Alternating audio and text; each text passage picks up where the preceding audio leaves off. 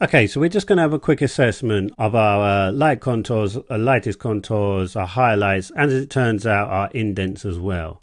Okay, so if we have a look at the lines now, especially in regards to the green skin, we can see that we've got a lot of realism building up.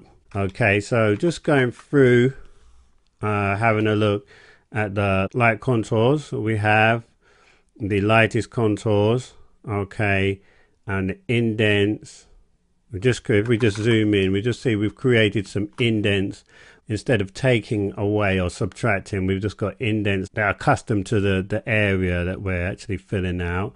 So if we look at the reference photo, okay, and also if we have a zoom out, we can see that we've obviously got the highlights as well, okay, and that is on the left and right side. If we look at the top left here on the sliced line, we can see that there's a lot of light hitting it at that point. Okay, so we're very light. Also, we had our base green, and now just created a new layer. It's just called upper base green.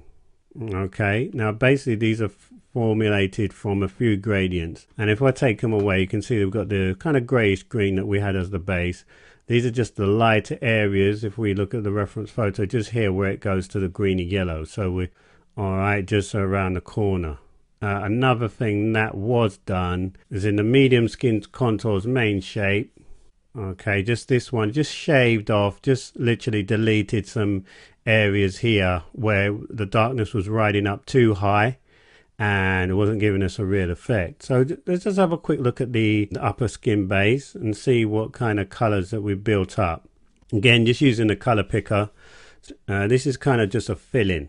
So if I turn everything else back on, but on the side, okay, we've got a color of R123, G179 and B28. At location 47, we've got a color of R123, G176 and B38. At location 63, we've got a color of R123, G179 and B28. And at location 100, we've got a color of R128, G182 and B59. Okay, and this is just basically a fill-in that enables us to get away from the flat color, and it just adds a lot more realism. And it's similar to what we did on the medium skin contours layer, and that is, you know, one of the key parts of the process, being able to blend colors, and we're really being able to build up that skill now. And also just in the front, we've got some highlights there that we're working in. Okay, so basically that is a quick evaluation: the light contours, the lightest contours, the indents and the highlights. Okay, and that wraps up the module also. And in the next module, what we'll go on to do is draw in the finite detail. So if we have a look at the reference photos, we see we've got these little circles there. We'll look at how to tackle those in the quickest ways and use some blur effects to do so.